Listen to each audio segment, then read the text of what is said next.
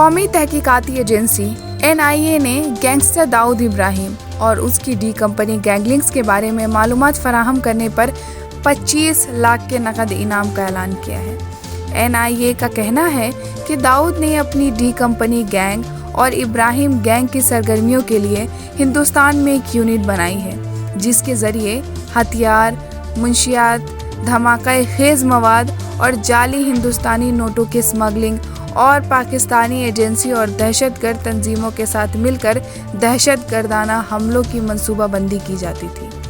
News agency ने दावा किया कि दाऊद इब्राहिम पाकिस्तान के शहर कराची में है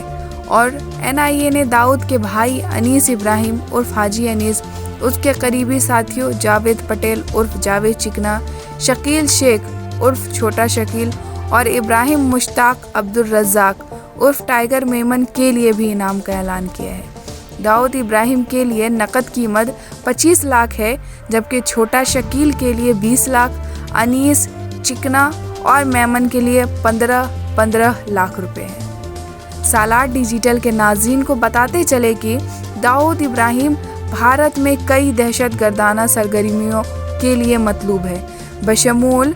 1993 के मुंबई बम धमाकों के।